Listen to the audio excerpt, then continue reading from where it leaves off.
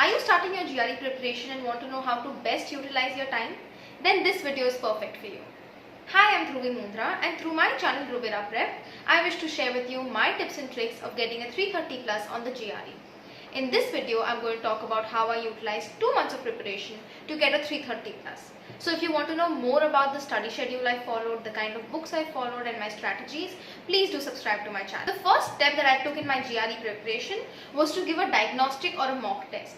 The reason why this is recommended is because once you give a diagnostic test, which is actually a full-length mock test, you get a real feel of the kind of examination GRE is, the length of the examination as well as the difficulty level of the questions.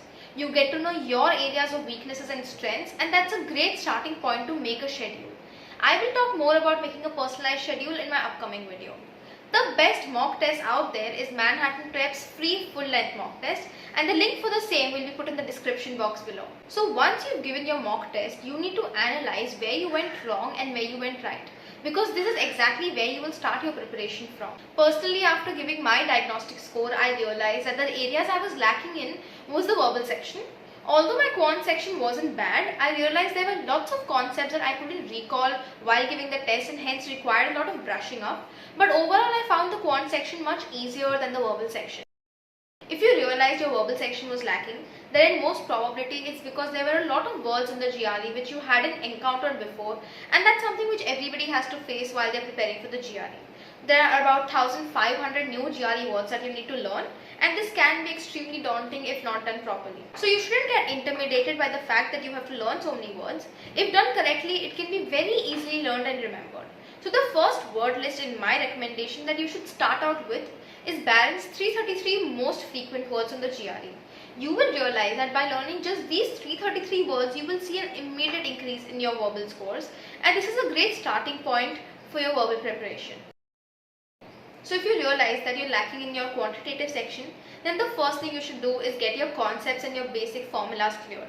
This is very important because you will realize as soon as you're done with just these basic formulas, a lot of questions which actually went wrong would come easily and automatically to you.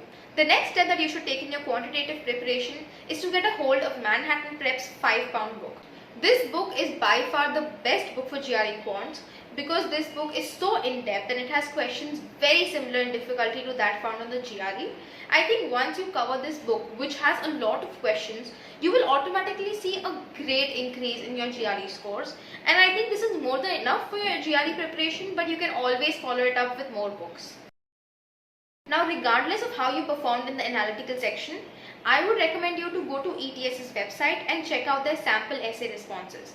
There they have given you essay responses for each score. So you have an essay for 6 score, one for 5, for 4 similarly. So the reason why I recommend this is because now you will be easily able to compare what sets apart a 6 from a 5 and a 5 from a 4.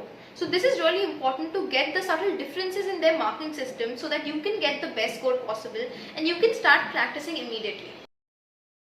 As to the number of hours I prepared for the GRE per day, I would say it was 3 to 4 hours per day. I am more of a morning person, so I prefer studying in the morning. I would study for like 3 hours in the morning and around an hour in the evening after my college. But the number of hours you put in is really up to you and how you are more comfortable with on the kind of target score you want and the kind of preparation you want to do. So there's no rigid rule as to how much time you need to spend on the GRE. It just depends on how much you can give to it and how dedicatedly you study. The list that I just shared with you is a beginner's guide to the GRE and it's not an exhaustive list.